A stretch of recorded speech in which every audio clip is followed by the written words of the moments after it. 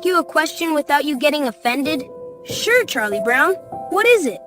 Why can't black people forget about slavery? I mean, it ended all those years ago, and yet when something happens with your people, it's brought back up. Why? Well, do you have a pretty good vivid imagination? I think so. What should I imagine? Imagine that I knocked all your teeth out your fucking head. How soon do you think that you'd forget? Well, I probably wouldn't forget anytime soon. Especially since my teeth were gone. Exactly. And you would probably forgive me, but you would never forget. And the only time it's brought up is when something remotely similar happens. Wow. What on earth could possibly be similar to slavery, Franklin? I don't know if you knew this or not, but lynchings never stopped. They're finding young black men hanging from trees that had absolutely no mental health issues. They even found one hanging from a tree at a golf course of all places. I mean, come on! And lynching isn't always physical, Charlie Brown. It can be mental, too. Now, it's mostly psychological lynching. They're not wearing sheets over their heads anymore. Now they're wearing business suits and dress pants. Other forms of lynching are methods of social, psychological, and economic control that enforce racial hierarchy and instill fear. You're excluded from jobs and other important opportunities that others have access to because of the color of our skin. That's lynching. Man, Franklin, I never looked at it like that before. I'm sorry that y'all have to continue to endure this kind of pain. It's okay, Charlie Brown. It's people like you that makes me realize that all is not lost, and that there's still some great people out here. Well, thanks for clearing that up for me, Franklin. I think I have a clear understanding now. It's about to go down. Michael Sean and the Takeover Legend Morning Show is back Monday through Friday, 7 a.m. to 9 a.m. Michael Sean, that's me. Jay Black, Sexy Mo, C-Chung, and celebrity guests that you get nowhere else. That's right, but here on Michael Sean and the Takeover Legends. Go to our YouTube page, Michael Sean and the Takeover Legends, and check the exclusive situation all the way out. Or catch it live. Get your comments on Monday through Friday, 7 a.m. to 9 a.m. Michael Sean and the Takeover Legends are back. Michael Sean and the Takeover Legends, where the truth hurts, but also makes you laugh. Baby, tap in. We the worst records, baby. We about to create a perfectly horrible song. Y'all know I've been in the gym, and now all I wear is tight shirts, tight shirts, tight shirts, tight shirts, tight shirts. Yes, I do. Michael Sean wears tight shirts. I wear tight shirts because I'm working out some. And if I wear the right size, you won't see none of my little cuts in my arms or whatever. Short sleeve tight shirts in any type of weather. People talking trans when they see me in the street. Your shirt's so tight, we can see your heartbeat. Man, clown me if you want, I'm sticking to my guns. And when December comes, it's gonna be fun. You can crack jokes and treat me like a jerk, but one day you'll see my six-pack right through my shirt. And even if I wanted to, I just can't stop. I just might rock an Ezekiel crop top. Whoa. What? Did I take it too far? What? Yes. Whatever. Tight shirts in the morning at work and when I grieve. I even wear tight pajama tops when I sleep. Tight shirts, tight shirts, tight shirts. Come on. And now all I wear is tight shirts, tight shirts, tight shirts, tight shirts, tight shirts. Yes, I do. Michael Sean wears tight shirts. Every day. I wear tight shirts because I'm working out.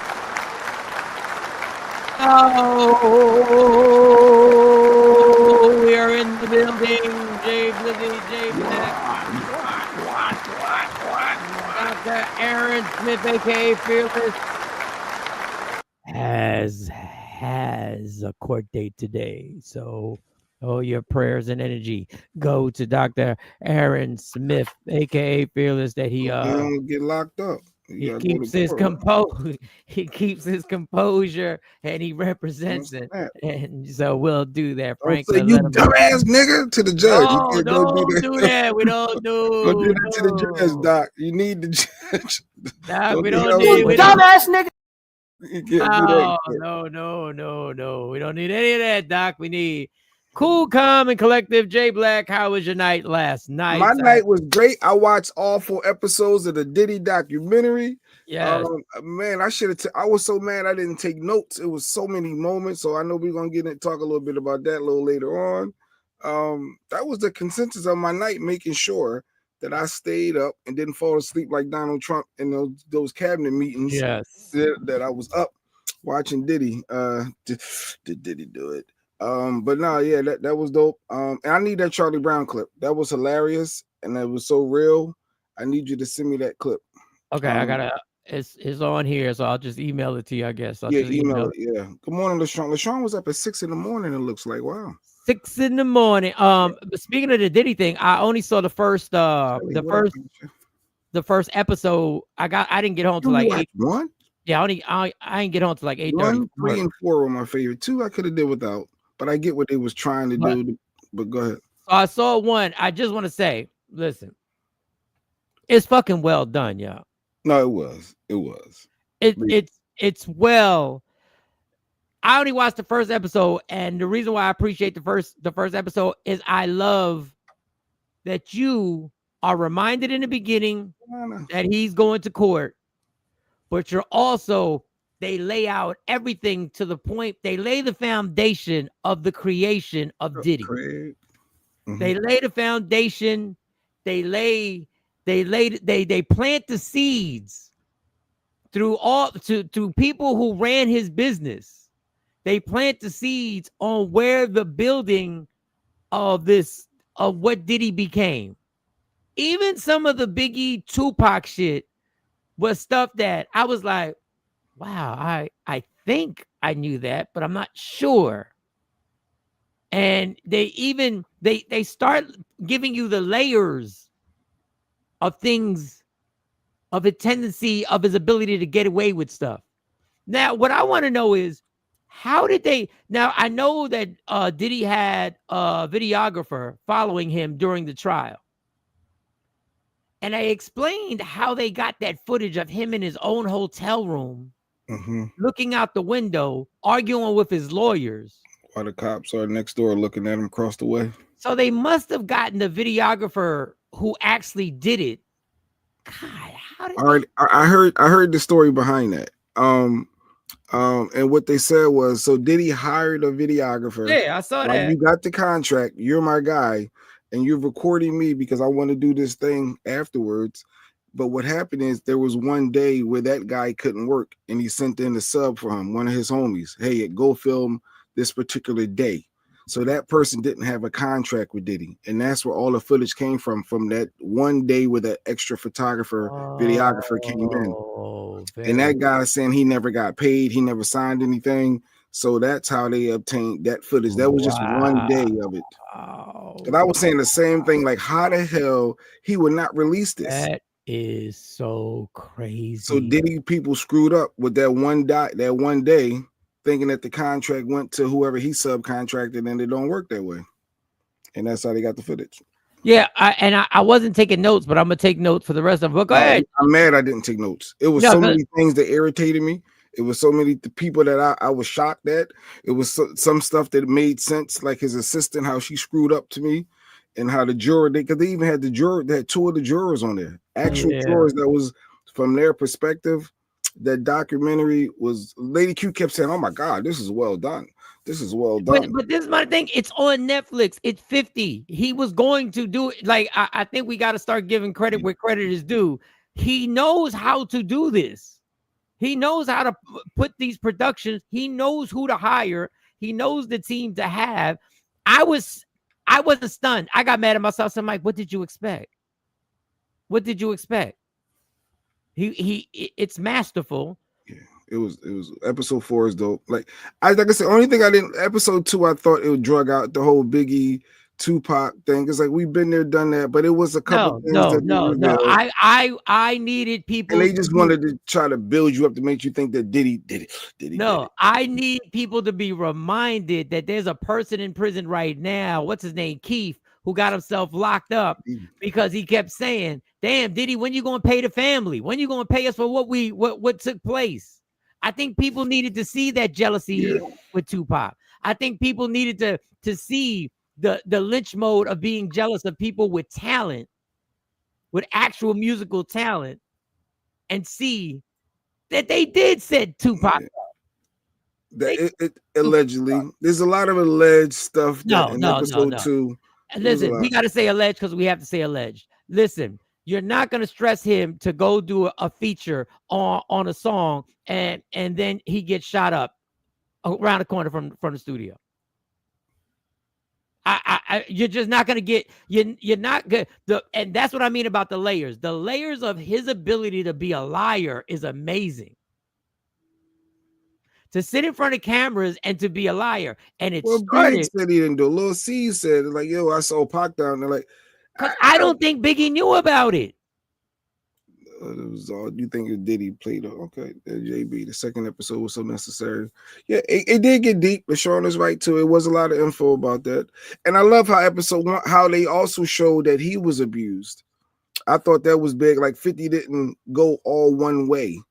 They showed his history and how his abuse could have carried on and why he is the way he is. You know, the layers. Of it. I thought that was interesting, as well. Now, all I can do is say this. Tawana text me. I'm not going to tell you what the text said. Because I asked Tawana if she wants to do a J Black. No, I'm not going to do a J Black. I'll tell you what it said. Tell me. I'm not going to. Tawana was in close proximity with Diddy. Worked for Diddy. At Bad Boy. And I will just say this. Nothing happened. Mickey? Nothing happened. Tawana was in the streets like that. Tawana worked for Flavor Unit too. She worked for Bad Boy and she worked for Flavor Unit with Latifah and them.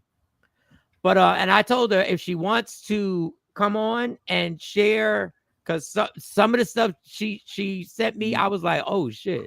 Diddy was the gatekeeper. You wanted to get down. So, and like I said, Tawana, I'm not going to read the text. Obviously, you know, I would never do that. But if you, like I said, if you want to come on here, if you don't want your face, because I know you're in the middle of getting dressed, you just let me know. If other than that, just in case, we'll keep it moving. Videographer following him.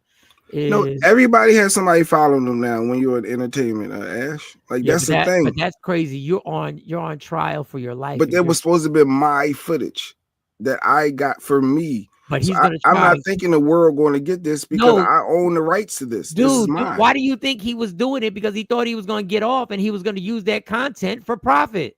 Well, yeah, that's why he wanted to do a whole deal. Like, yes, of course. You're assuming I'm going because I'm kinky.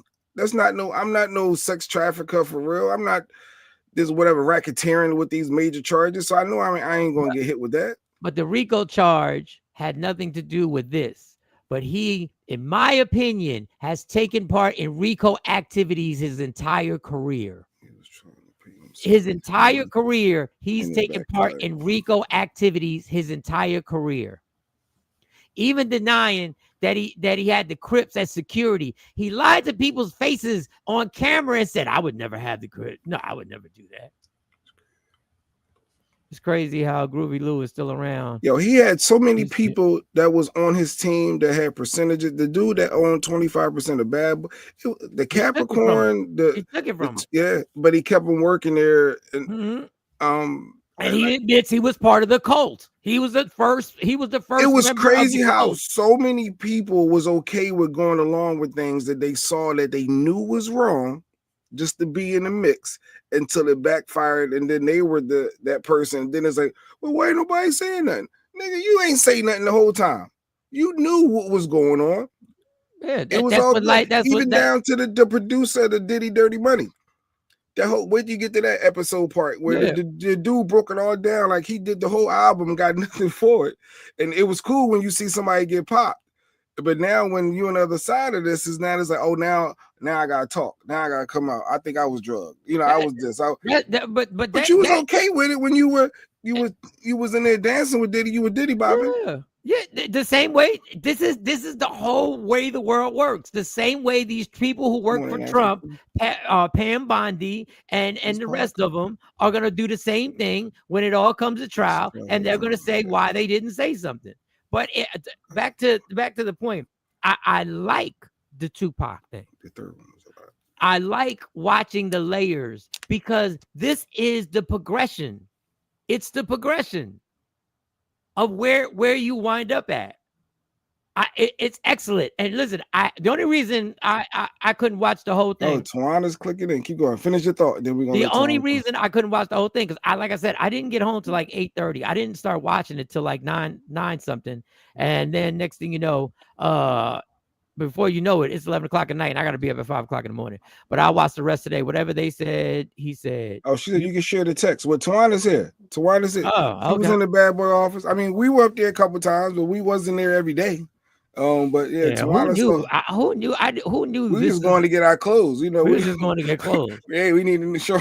We need to get our monthly clothes. Yeah, we was getting free gear, you know, to wear. So, but go ahead. Right. So I'll read some of the text. Okay, she asked me what episode I'm on. I said I'm on one. She said it's so crazy. Yeah, because I just started. I worked 10 hours. What do you want? We were talking from me? yesterday. This was everybody's homework assignment to watch the Diddy doc. I left from here and went to work. I was up late last night watching when I got home. I was making sure after my Wheel of Fortune, I said, time for Diddy. I gotta be up at 5. I'm up at 5. I gotta make sure I get my hours of sleep because I'm not gonna be back home till 8:30 tonight. Citizen. You ain't no senior yet, but go ahead. I'm not doing all that to be struggling at work. Okay. She said, I'm on 3. She said this is Tawana's I've been given permission to read this. She texted me. It's so crazy to me. I can see it. I feel all the energy of it all.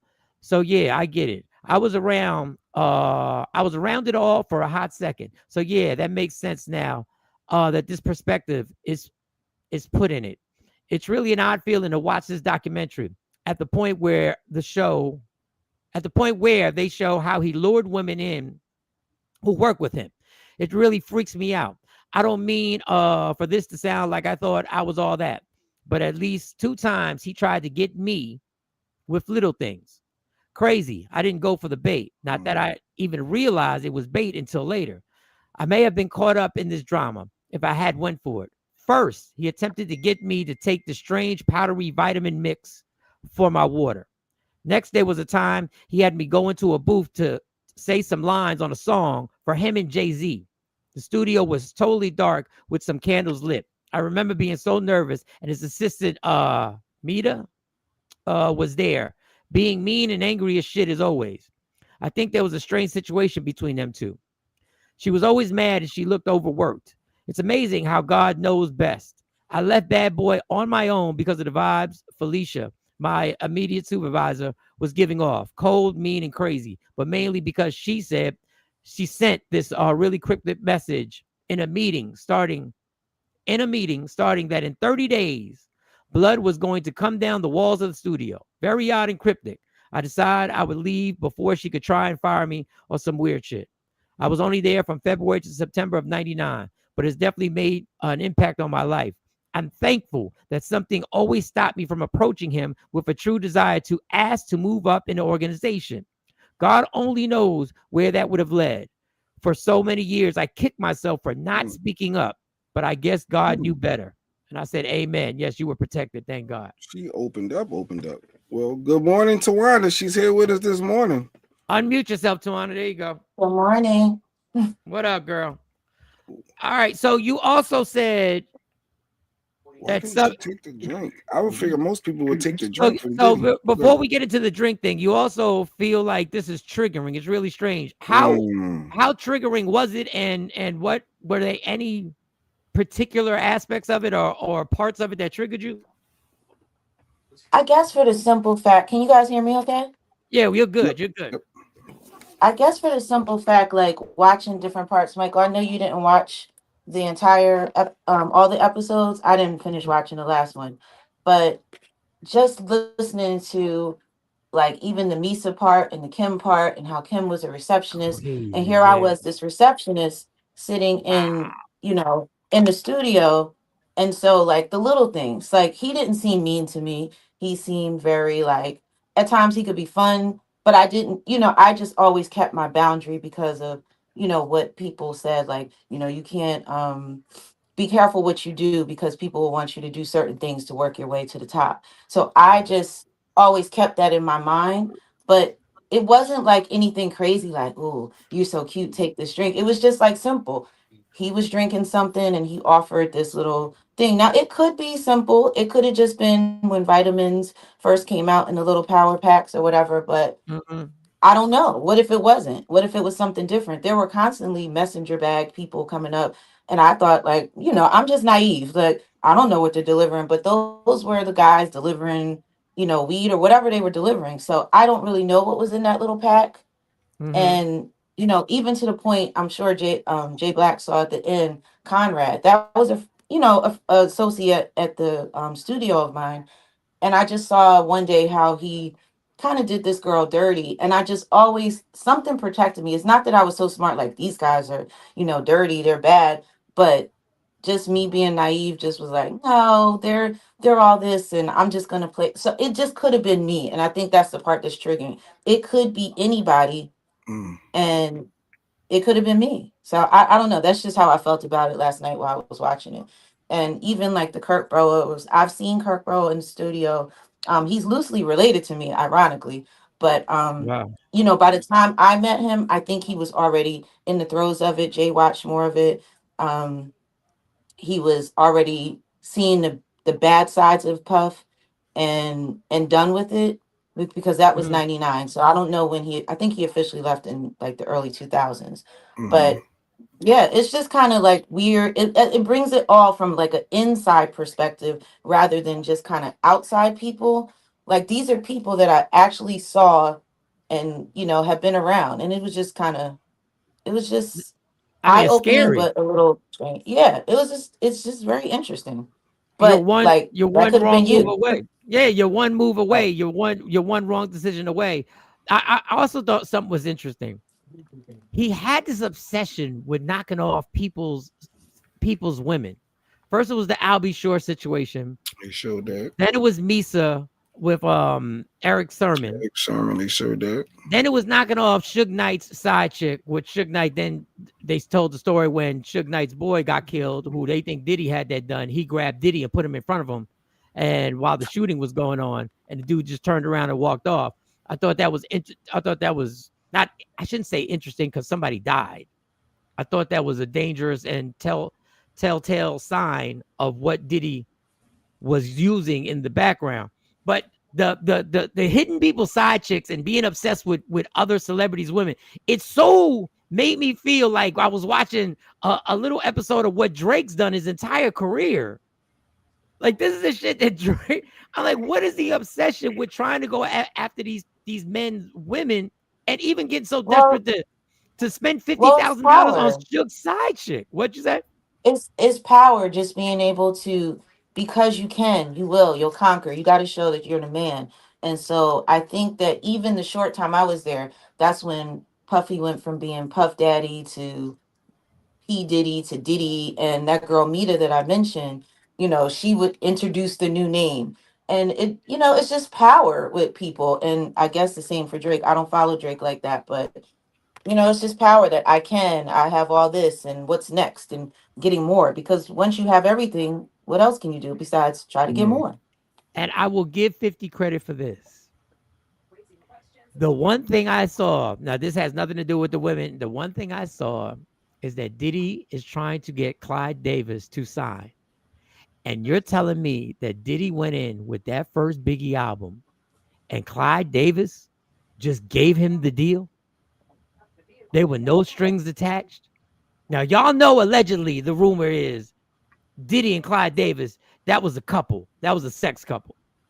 But you're telling me the first song he heard was Give Me the Loot. That's And all that good. white man knew that was that's what he wanted to associate himself with. But I give 50 credit. He didn't go down the rabbit hole. He just let it lay and say, Clyde just gave him the deal. One of the hardest songs in hip hop at that time, till this day. One of the most corrupt albums ever, which is a brilliant album. And I don't want to get into that because then I'll go down the rabbit hole. How that last song on the album is the most classic lyrical display Biggie has ever said, but nobody talks about it, the Suicide Song. But come on. You gave him the streets like that, and you're gonna tell me that it was just, oh, I love this shit. What did Clyde know? What would Clyde Davis even know about that? There was something given. There was something. But I'm glad 50 didn't go down the rabbit hole. He just said Clyde gave him a deal. This old ass white man decided to sign Biggie Smalls. Biggie Smalls was unmarketable. Clyde Davis had never ever been involved with somebody who would just say I'm big, black, and ugly as ever. Oh, well. But I just thought that was interesting. The Misa thing was Michael, just, one more person. go There's a ahead, go ahead. person. I really think that you should try to have a conversation with Tracy Lee. Mm, He had some dealings with Bad Boy. He was up there all the time. He's a part of like Mark Pitts and all them, but he totally distanced himself. So, he went to Howard with us. But he was there when Diddy was there. I wasn't. And so he distances himself like far apart. So that might be a great conversation just to kind of see the insides and how those deals worked and didn't work. Like, because while some of these other artists may not be as scholarly as Tracy, Tracy went back because of a bad deal and, maybe some type of treatment that he received and got his law degree. So that might be a great conversation to have to see Yeah, what I would love happened to. to an Yeah, artist. yeah. I We would should hit love him to in the get Tracy. inbox. Yeah, I had a really good relationship with Trey Lee. So yeah, Uh, so we we we should were really real If you get cool. want to talk Trey. to him, just let me know and I'll try to set it up. Yeah, try. Yeah, we that would be dope, Mike. No, He that he would rocked with definitely us be heavy dope. back then. Yeah, yeah. So when you were working, was that during the J Lo era? When you were Yeah. working, Yep, it was during the J-Lo era. She was wasn't she too happy with me one day. J Lo wasn't too happy with you? Oh, you done pissed J Well, Lo off. because the way Diddy was, he would play like phone games or, the if you I don't know you guys if you've ever been up to the studio. So they had some shots of it, but you can see there's like a long hallway. Like once you come up the elevator, there's a long hallway. And before you get to the actual recording studio, Puffy had his own like little apartment kind of like loft area, really Mm-hmm. nice. But once you come into the studio, that's that. And then so he'd be in his little area and having his own conversations or whatever. And I guess they got into some type of argument or fight. I guess it was with her. I don't know, it could have been with anybody. Kim would appear sometimes and she never seemed happy. But you know, Lo, he said he didn't want any phone calls. So I, as the person answering the phones, I'm not gonna put calls through to him. And so she kind of had, she was mad because I didn't put her call through. And so she asked my name. So I told her. And then when she came up the next time, um, she was talking to me at the window, just whatever kind of small talk. And she's like, by the Mm-hmm. way, what is your name?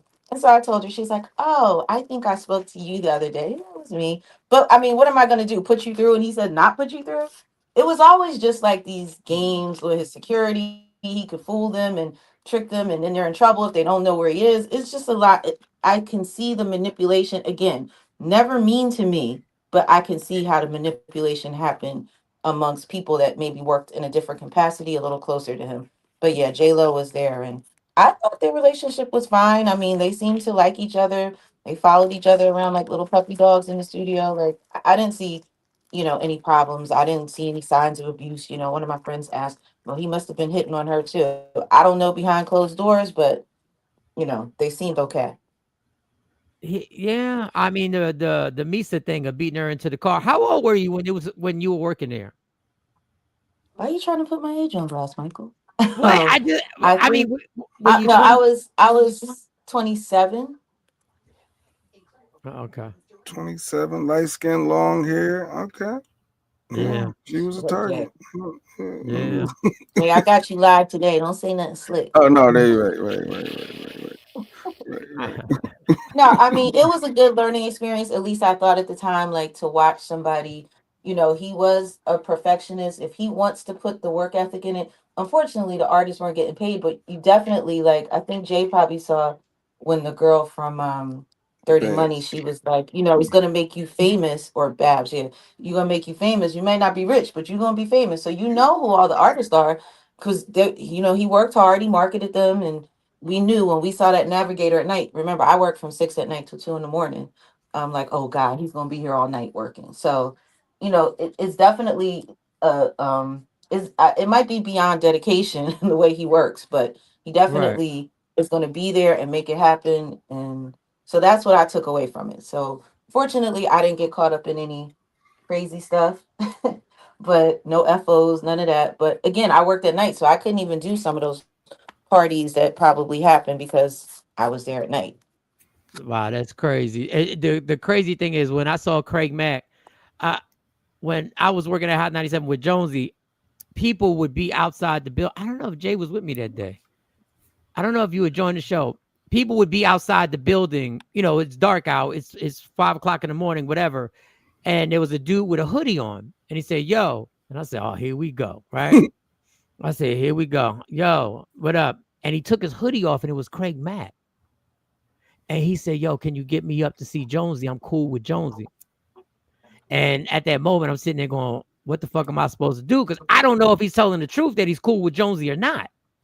I don't know if he's just trying to get up. And trust me, there's a lot of heat you're gonna get for bringing an artist up and taking. But he's like, he's talking, and I'm talking to Craig Mack. I'm like, yo, and he just sit. And I took the chance and I brought him up. Yeah, you rolled that dice with I John. rolled that dice. I don't know if No matter I who don't know if you I'd are. already had my liquor in the car when I was driving up. I don't know. Come on, Craig. I brought him up. I said, "Come on up, Wave man." in your ear, like. And the beautiful thing was he was cool with her, So it and he worked sat out. up there and he was struggling, like he was in the midst of a super, and he was talking to Jonesy. I mean, I don't know everything. I was just in and out of the studio while they were chit chatting. We interviewed him and everything like that. But the man was out there at 5 o'clock in the morning just trying to get into a radio station. So the Craig Mack story, when you see those artists, and listen, I can't just put that on Diddy, but he has to take responsibility. This is what every record label does. They rob people. They rob artists. That's what they do. I mean, yeah, And I mean, definitely, I would say that, at Flavor Unit, that's where I got to see it more firsthand because I was working in the offices, and my immediate boss, would show me a contract of the different artists. Like you've probably never seen any of our artists come out because I hate to say his name on air, but I'm gonna just go ahead and go for it. Shakim was robbing them. He's robbing them and not caring.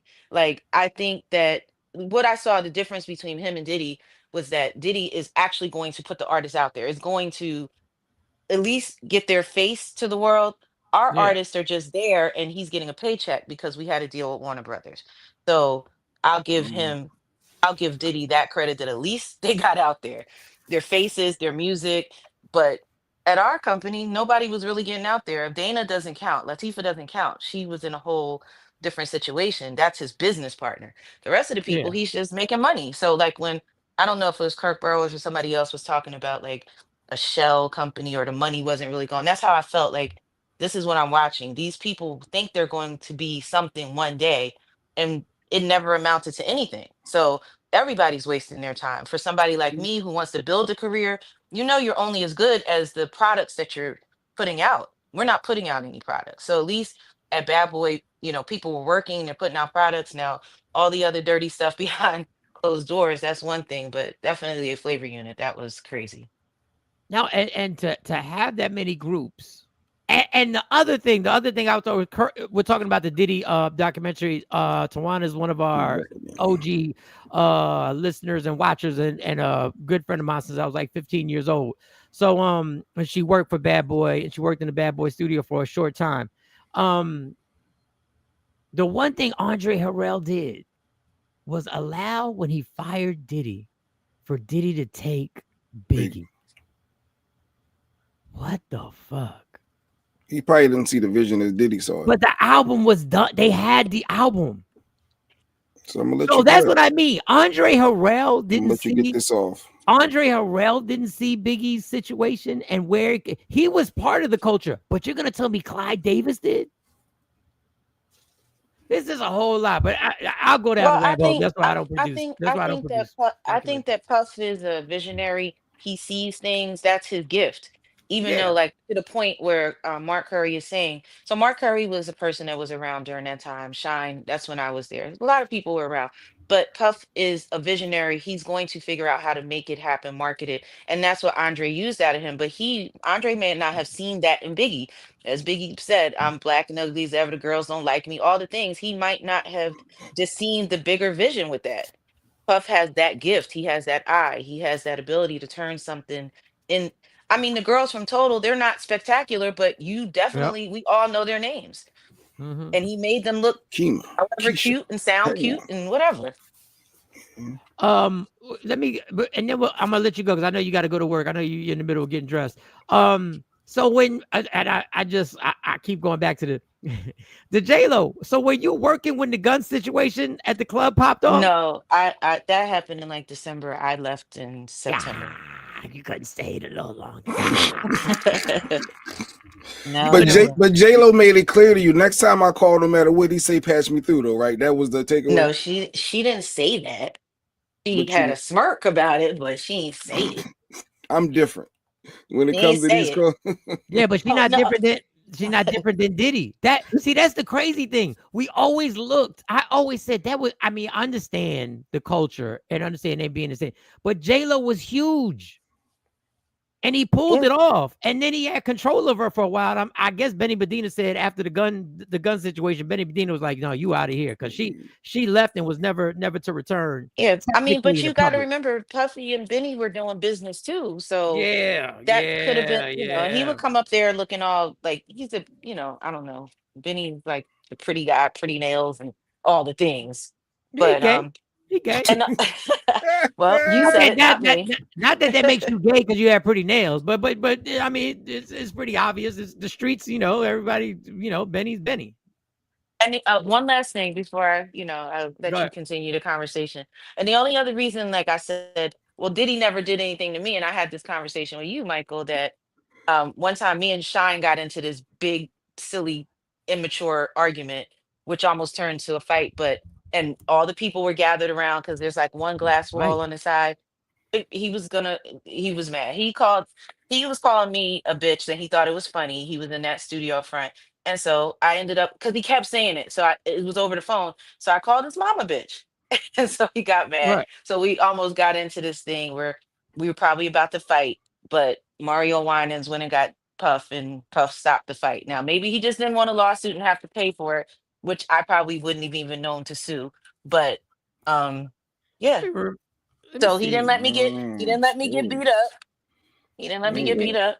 Let me write true this. life stories. We Let could do me a reenactment of that. That could be a Listen, I reenactment. don't have any of the fantastical stories about any That was FOs or good. anything like that, but that's just not my little piece of it. But I'm just glad that, So God protects Sean was babies and violent. fools. He was violent. You're Sean was Yeah, violent. disrespectful. the girl that was my counterpart, they had gotten into something before, argument or something. He did slap her. I don't know if I think it was after I left, but Also, yeah. Shine was slapping chicks. Yeah. Oh, It was a absolutely. coach. It was a Listen, we were coach. about to fight that day. We were really about to fight. Like it was like one of those fights, Michael, when we'd be in high school after school and everybody gathers around. They were all Right. gathered around. They was about to watch it go down. Only one person, Mario Winans, went and got Puff. Mario And Wine. So Puff was like, Sean, "Y'all don't I'm have over to be here feeling friends." bad. I'm over here feeling bad that he had to take the case. He had to catch the charges for Diddy and the gun thing. It was a Club World or some shit like that. And he Yeah, I over think there so. allegedly, well, from our guest, they slapping chicks and almost got into a physical Oh, that's altercation her with Art experience. It ain't Tawana. no That's her allegedly. That's her Oh experience. no, experience. Yeah. he ripped my phone all apart because I was still trying to do my job answering questions. And so by the That's time some he corny came into shit that he said. studio part, he picked the phone because he wanted to know why I called his mom a bitch. And I'm asking him why he called me a bitch. So we were just going back and forth. Like I said, it was childish, but it could have been something. I could have been teethless or It lost wasn't my eye or childish on something. it wasn't childish on your part. He was No, the but I'm one. just saying the Yeah. fact that it's just like a silly little interaction, like it didn't have to be that. It was just dumb. Touche. But If I'm one, Well, yeah, so is but your damn. mama. so Diddy technically never Right. did anything negative or Right. bad to me, but I don't know what those little two incidents could have led to had I been Yeah. somebody who was real. I mean, I wanted more. I wanted to work my way up and do bigger things in the Of industry. course. Shit, the But trumpet but dream. I No, but my timidness just kind of protected me, I guess, because what some people will do, they're not timid. What they'll do to get to a certain to get to the position. top. Yeah. Yeah. Yeah, you'd have So been that's like the moral of my the story. you'd have been like the first chick that he did the video with, I and know. then I he saw Joy. that. Joy. Yeah, it was named Joy. yeah, Joy Yeah. Yeah. Dickerson. Yeah. and then he drove off in the Volkswagen whatever, and had the peace sign at Cabriolet. the cabriolet that he kept bringing back. The 50 and them kept bringing back. And Yeah, 50 is petty. I mean, it was very well executed, I think, but he's Yeah. For petty. those that didn't watch the document, it's 4 parts, Netflix. It's definitely worth the watch. You learn a lot, and people do a lot to get put on. Like Babs was saying, like you get a big contract, you're gonna stack the sign. You ain't got nothing. What are you gonna do? You're gonna sign it. You yep. ain't reading all that fine print. She said you got 24 hours to sign this. All right. And then the bull, Lil Rail, whatever that did the production for Diddy Dirty Money. He knew what he was getting into. He said, I got a family to feed. I got grandkids. I'm trying to build the family legacy. So he dealt with stuff trying to get put on. And hey, this is the chance you take. You're not handling your business up front. But I guess if you force them to pay you up front, you might not even get that opportunity. So like Diddy said, I'm a Well, listen, bad a Yeah. lot said, you're gonna get famous. a You lot ain't of gonna this get stuff paid. is a lot of this stuff is once in a lifetime opportunities, or so you Yeah. believe.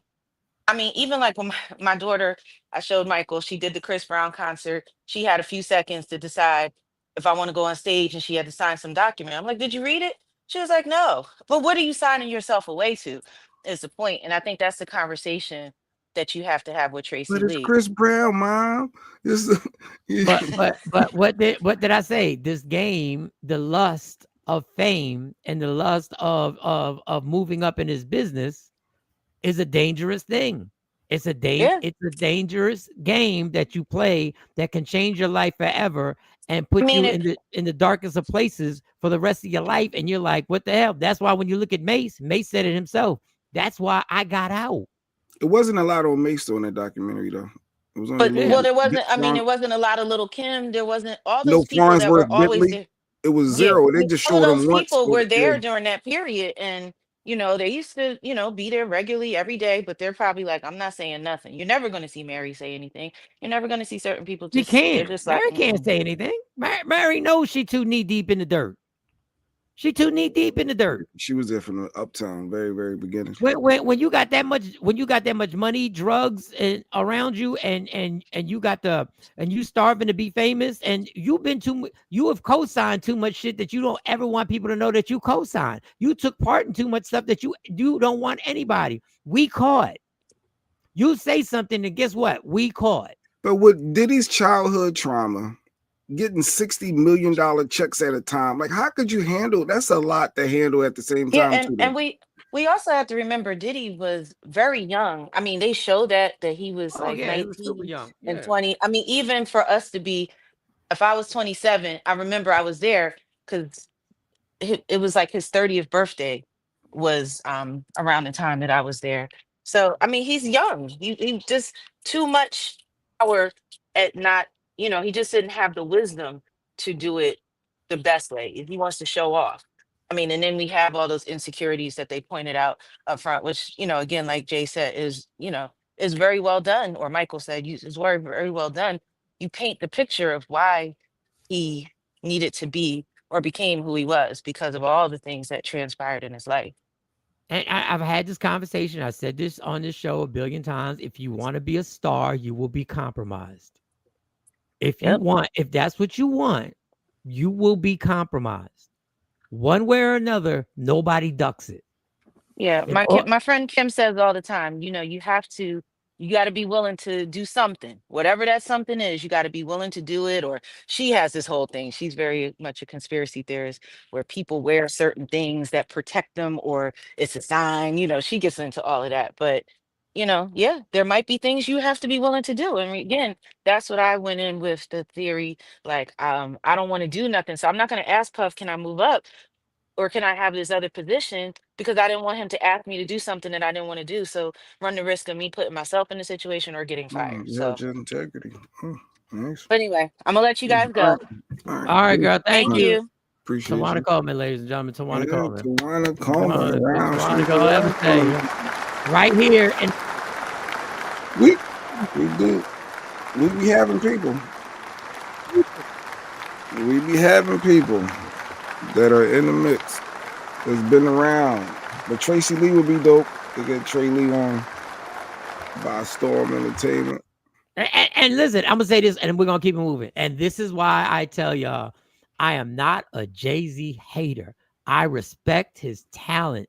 Don't think that he is the outlier that isn't part of his own version of this shit. But y'all go ahead. Y'all keep worshiping him. Y'all keep thinking it's all good. That's all I'm gonna say. Just talent. Watch the documentary. I can appreciate talent all day long. Don't get me to think that you're gonna blind me with your talent. You're not. Let me give you a check for $60 million. You're getting it every month. You're gonna be a different Michael Sean too, though. I possibly there's a possible chance. Oh, there's a possible million. chance. I could imagine a check for $60 million at one, and this is frequent all the time. Like it's like, yeah, I can see that going to your head a little bit. I can see. I'm King Kong. Can't nothing affect me. I could see buy it. my way out of whatever. I can see it. I can see it. I'm the type of person who would want other people to win, and that's been part. I've always wanted people to win around me. Like I want people. I feel good if you have done your damn thing, and I'm like, wow, go do it. Go do some more. How can I help? But he came under devils. He was molded by devils. But and like you said, if you say the trauma that he went through, the only thing is, at what point do we go like, listen, at a certain age, I know the trauma you went through. If you ain't handle it, I don't know what to tell you. But you're not gonna keep telling me that we got to excuse this because of that. Because if I told you Donald Trump had trauma, would nobody give a fuck? It was already there, though. Look at his child. Yeah, that's why I said it, Sean. His childhood. I love how 50 played that up too, though. He did show all that. He showed the abuse with his mom. He showed the stuff he went through with the dad and the king. Like he showed a lot. So I thought it wasn't all one-sided. That's why I said it was very well done. And I thought the jurors was really telling that one part. I guess it's episode 4 when the jurors like, we didn't believe Capricorn, his assistant, because I didn't believe. I said, come on, did he kidnap you? Come on. And then in the episode 4, you see the juror, did he look like, do you believe this? And the juror said, we felt the same way. Like, we don't believe her. And that's the hard part of being a juror, because you're a human being, and we have been programmed that the salacious, crazy story is the one that you don't, especially in our culture, is the one we don't believe, even though his entire life is based on unbelievable shit that happened. Even though his entire life is based on, listen, Bobby Brown allegedly got kidnapped by drug dealers when he was with Whitney Houston, and Whitney had to bring a bag of money to get him out. If a juror would have said that, you wouldn't believe it. But it's not about whether you believe it. It's about, is there evidence to back it up? Now, I wasn't in the courtroom. Wait till you watch episode 4. You ain't gonna believe it either. Because when she's talking, I'm like, so he was mad at you. So he came in with a gun and said, you coming with me. Then she said, yeah, then we went to Kid Cudi house because Cassie, the whole Ryan Leslie getting his girl, Mr. Still Your Girl, Diddy. And then it led to Kid Cudi and her wanting the Kid Cudi to hang out with them and go hiking. And Diddy found out and was mad at Capricorn for not telling me. And if you're my assistant, you're not telling me that my chick, like she said, Diddy's allowed to cheat on you. You can't cheat on Diddy. Like Capricorn made that very clear to Cassie. You can't do that. And we believe that. Yes, I believe that. But we also would not have believed that he blew up Kid Cudi's car if there wasn't a police report and there wasn't actually stuff to prove it. I would have thought his team had a part in it. I wouldn't think that he personally did it. But people would have been like, why would he blow up Kid Cudi's car? Well, you messing with my girl. Stay away. He's got $1 billion. Chris Brown was like that with Carucci, right? Anybody that came near her for a while, it was, yo, bag back. Like, get out of here. Allegedly. Like, hey, so I don't know. Some people in the industry is like, all right, that's such and such. Leave that alone. Well, the great thing about this documentary is that even if you're not a hip hop fan, you're going to be, it's done to a point you're going to watch. Yes. You're going to watch. I was hooked. Like I So said, I'm curious to see the numbers that this is going to do. but 100 lawsuits, 100 civil lawsuits, and 77 are still pending. So everybody's trying to sue him.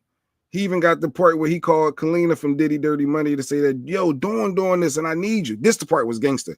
Kalina had, the Diddy, it's Dawn, Kalina, and Diddy. Yeah. Kalina is going through a child issue, whatever. Her husband, they trying to fight for a kid. She needed $5,000, $5,000. She called Diddy for the money. Nigga ain't call her back. Diddy ain't call her back over $5,000. He wouldn't give her the money. But as soon as Dawn lawsuit came, yo, I need a favor. I need you to go out and tell people it wasn't like that. She's like, nigga, you ain't even call me back when I needed $5,000, but then you calling me for a favor? Like all of this played out in episode 4, I believe. Like it was good, Mike. It was really well done. And she still supported Diddy, even though that nigga wasn't there for her. Now I thought that was a little shady. Like, I ain't good for $5,000. Diddy, stop. You just talking about how you got all this money. You're a billionaire damn near, and I can't get $5,000 to help me with court issues. What kind of we were fam? I thought bad boy for life. But yeah, keep watching on Mike. Like I said, I loved it. The little rail part, like I said, that producer Diddy Dirty Money, that next phase, I thought that was interesting. But you would have did it too. Everybody, I'm thinking, if that's a lot of money to turn down. You thinking he can get you put on. You and your family can be set for life. You may get compromised in some cases, or you may do things that you don't think you would do. You will, sign off on this that you normally wouldn't. You will have your team read it. It's interesting. No, it's interesting. And in a lot of cases, the philosophy is this: let's get the most talented people who have nothing, because those are the easiest ones to compromise. Now, the one thing is, I'm not saying I wouldn't sign contracts. I did turn stuff down. Didn't know why I turned it down. Like Tawana said, I don't know what made me not sign the contract when I was in LA. I don't know what made me push the contract back and said, I'll get back to you. I don't know. I literally pushed it back. I don't know what it was, but I will say this. I've never been dead broke. I've never been in a situation where I'm living with my family and I'm dead broke. I've never been hungry. I never not had a Christmas. I never didn't have my 2 parents. I never didn't live in a comfortable neighborhood. And never in my life did I ever say, I got to do whatever it takes to get out of here. Dog, when I did get some money, you know what I did? I moved 10 minutes down the street from my parents. I've never been in that situation. So what I'm saying is the same way they do athletes. Let's get these people with the ultimate talent and have nothing. So they say, what else can I do? I have no choice. You always have a choice. But in your mind, if you feel like you have no choice, I can just go back home and being broke. We talked a lot about the Diddy doc. So I don't know what clips you got. Watch it, people. Netflix. That's your homework, Mike. That's your homework assignment. Yeah, I'm definitely watching it tonight. Tonight, I'm definitely watching it. I'll finish the whole thing tonight, and then I'm interested to see what Doc has to say about it, if he's even gonna watch it. But we played a clip. We played a clip from Joel Santana. Do you remember the clip where he said reading really ain't necessary? Yeah, like reading. Yeah, no, math is more important than reading. Like you don't really need to know how to read, as long as you, math. Yeah. He said reading is overrated. And listen, Joel, I want to apologize because I'm not going to find that podcast. I'm not going to watch the whole podcast. I saw the clip. I played the clip. I knew it would get people talking. It was, listen, for lack of a better term, it was clickbait. I knew we were going to talk. I knew we were going to have. I didn't know there were other things that he said. Obviously, there was more. I didn't know, and I gotta, because this is on me, man. This is on me. Joel's, I apologize. He really said some stuff where he apologized to kids. D1 actually played the clip. He said something before the clip, but then Joel Santana talks about his drug addiction. This is how you shift the culture. This man, Joel Santana, got more courage than a lot of people in hip hop. Why? Because he was willing to come out and publicly denounce what he used to promote. You heard me? So he used to promote being on that lean, being on that drink, and he has publicly come out and said, man, sorry to the kids, man. I didn't realize all the harmful impacts that was going to have on me, on my body, on my life, and on my community. More people in hip-hop should have that level of courage. Why? Because God blessed you to not be dead yet. Y'all still alive. So y'all still got... a chance to impact the next generation so they don't have to make the same mistakes. It's okay to publicly, not privately, publicly denounce what you used to publicly promote. Salute to Joel Santana, man. I want to say sorry to the kids that I promoted it to, because I never really promoted it, like rapped about it, but I definitely know I didn't really know what that shit was at the time, so I feel like we definitely owe that to them. See, one thing I could say is we didn't know what we was doing. You know, when I first got my first cup, it was just Texas tea. It came in a Snapple bottle. I didn't even know medication was in it, let alone opioids, let alone knowing what opioids is now. Like, I mean, it's dope. Just for those of y'all don't know it, that's a cup of smack. That game's so fucked up now that now they got that fentanyl shit in it. So it's like, we really gotta be careful. Like, these kids could go out one night, you know what I'm saying, and just get hit with something like, yo, they take this to have fun, and it's like, they be out of here. So it's like, dead in the morning. And listen, nobody clipped that part. It was positive. What do you mean? They're not gonna clip that. But that's what I'm saying, and I gotta take responsibility, because when I saw the other clip, I said, "This is gold." That's the goal. Oh, like that's Ray J said it. It's the crash out. The problems is what people want. They don't want no positive. Positive. What? I said, and I ran with it. So I take my responsibility. I ran with it. I didn't go watch the rest of the But you podcast. play that clip, him saying that doesn't do anything for people. Dog, but what does that really do? I get it, but no, we know it's deep, and you're supposed to, like, that's amazing. Hopefully it'll change one kid to maybe put their lean down and put that. But ultimately, us playing that and saying, look what you said. Okay, good. All right, what's next? Well, Like, the reason why we played, and this is why I get what you're saying, but this is why the hypocrisy comes in. The reason why we played the first clip is because it was outrageous to say it, but we also knew that there were other people, there were millions of people who were going to watch it, who were going to then co-sign and be like, I told you reading ain't important. I told you reading ain't that important. You want a good debate. Everybody going to agree with put the lean, put the drugs down. But there are a lot of people who are seeing, when they see somebody who's deep in the culture, who they actually go, he ain't some dude preaching to me. He's some dude that really was in the mix.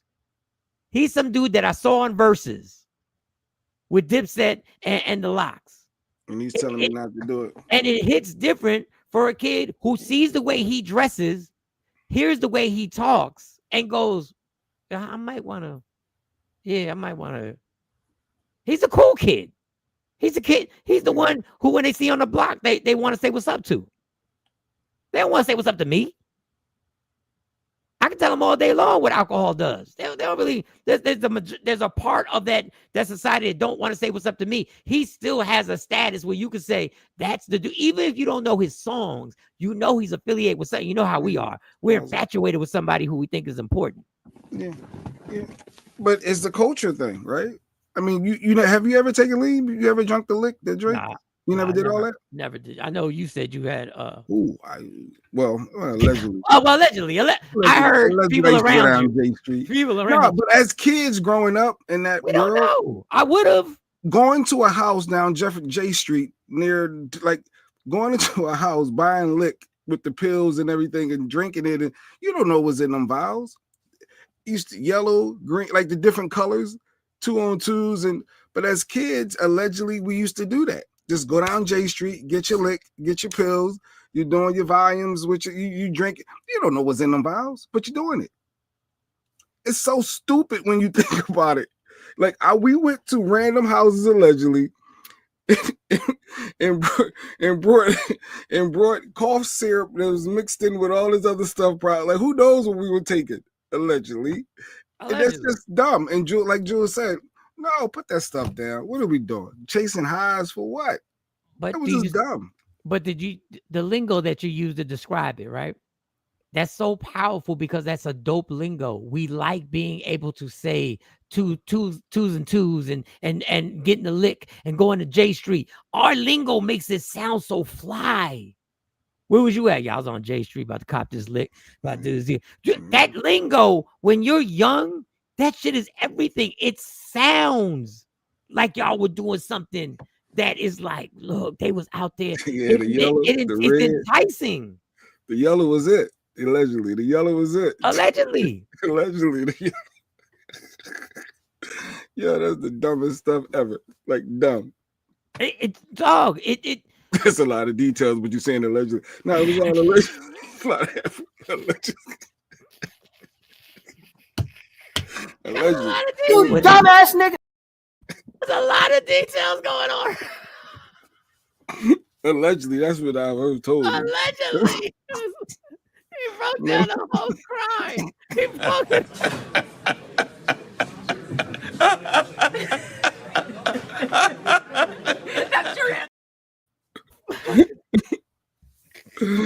But we laugh.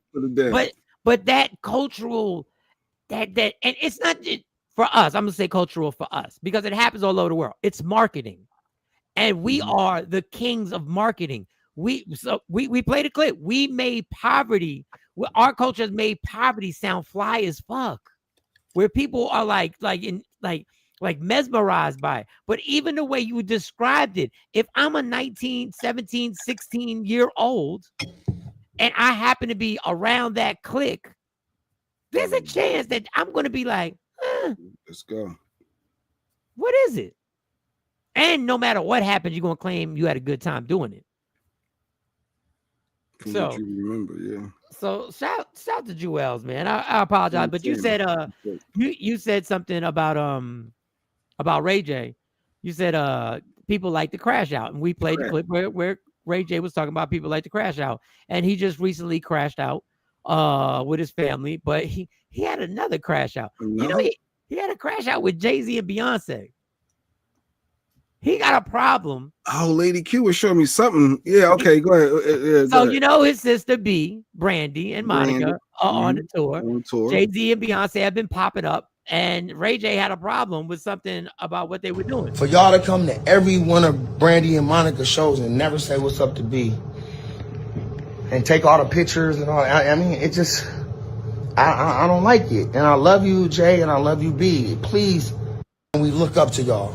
For y'all to come to every one of Brandy and Monica shows and never say what's up to B, and take all the pictures and all. I mean, it just, I don't like it. And I love, like, you guys are the biggest 2 stars in the world. So we know you there. Just, you know, y'all walk by Brandy room, just pull her, say what's up, B, have a good show. I mean, she don't care. She never told me about this, and I am crashing out on this one. She never told me. You, this is crazy.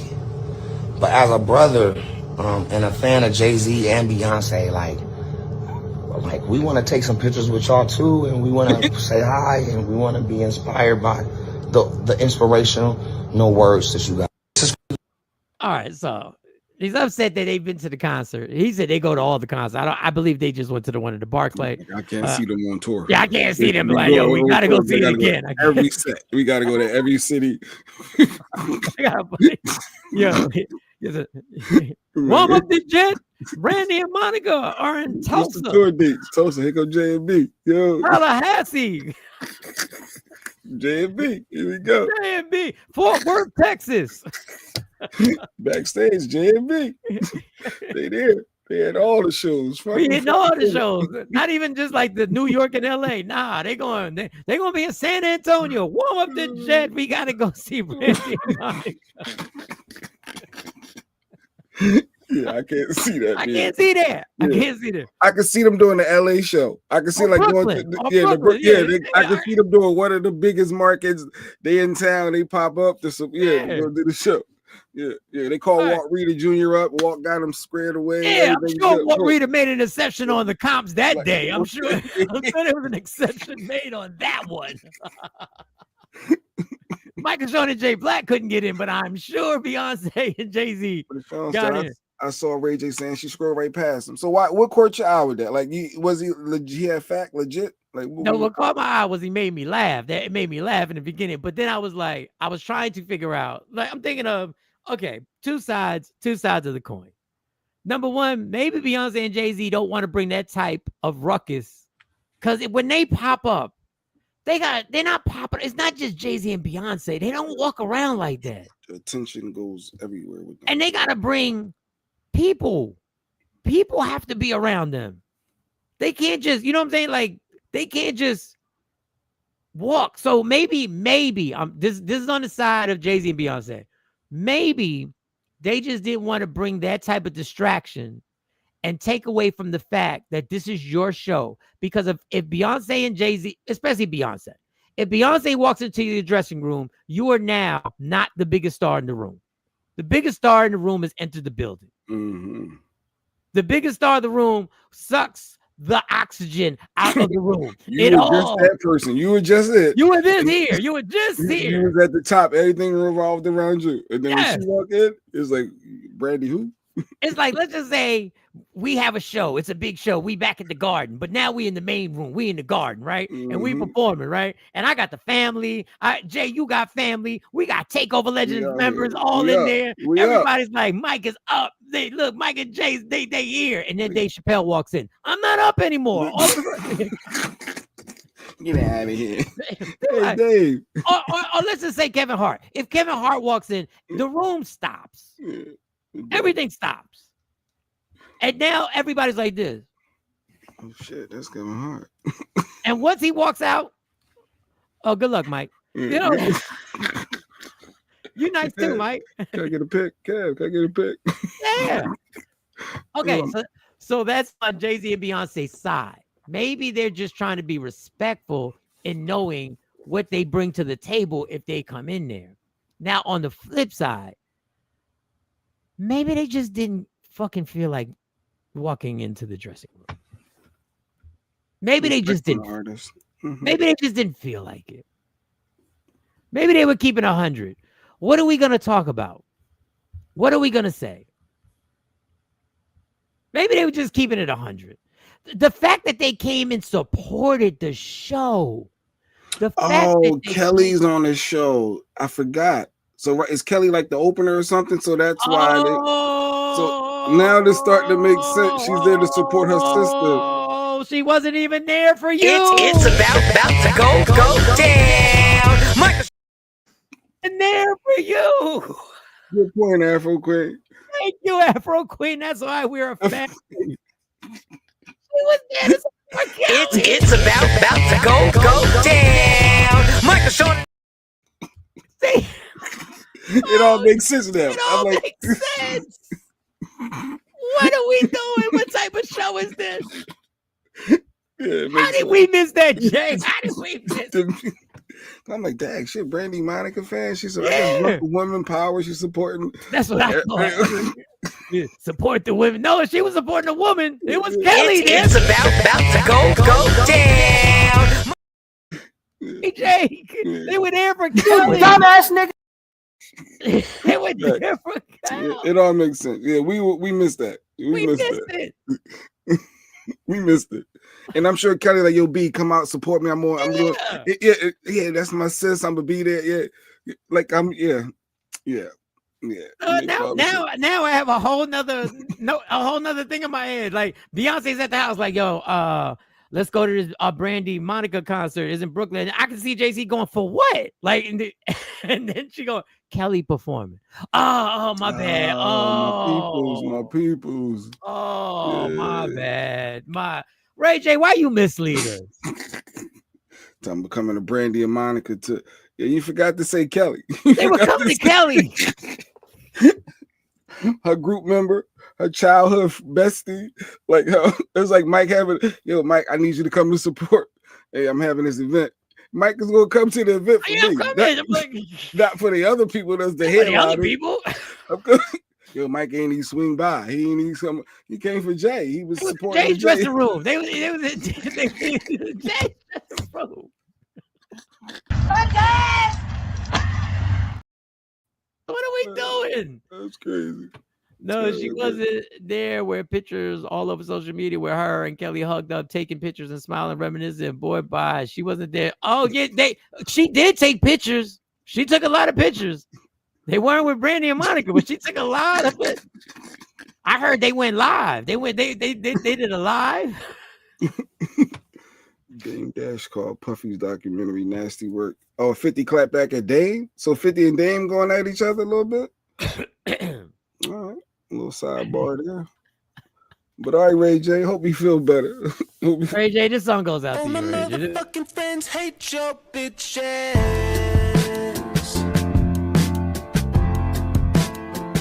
And they're right. talking shit, no, that's just the facts. Oh yeah, because Ray J knew it. He's brilliant. Ray J knew why they was there. Ray J just said, "Oh, this is gonna be good." If I just say, "Why couldn't you stop by Brandy?" Because Brandy wasn't Kelly. That's why. Brandy wasn't part of Destiny's Child. Monica wasn't part of Destiny's Child. And he said, Brandy ain't tell him that. No, Brandy heard that Beyonce was in the building. It's like, dang, where B was at? Like, I'm sure Brandy would have loved to have that moment, but it's all yeah, but I'm sure Brandy was also like, they probably here to see Kelly. They probably here to see. Please. Yo, you think they coming in here? Please. Listen. What time is it? 8:18. All right, let me get to some regular old. I just want to give y'all in the Christmas spirit. I just want to give y'all a little something. There's some cookies, Jay, that I never eat because I hate to be racist, but it's normally like cookies that you. All right, I won't say white people just eat these cookies because I see them in different places. I have seen them in people's house, so I'm not gonna say that. But they're cookies that especially during the Christmas season, they come in them tin cans. You know the cookies I'm talking about? They'll be in the tin cans. They're like, old school. The old school, like yeah. The metal can and they nasty cookies. But go ahead. Yeah. No, let me show you. Just I've never indulged, but this is how they made in India, y'all. This is some of the cookies that are made in India. My man put this up. He's pretty funny when he talks while the actual clip is going. Got India instantly. I already know where this is. He's stepping on cookie dough with his butt out and no shoes on. Look at dirty, musty water, motor oil in the pan, fisting the dough outside with the flies, sweating all in the bucket. Look at this. Keep watching. Jesus, come grab India and take it back with you, Lord Jesus. This is not a map. All on rats jumping around. Rat cookies. Look. That's them cookies that people be. Oh no. We gotta boycott India, y'all.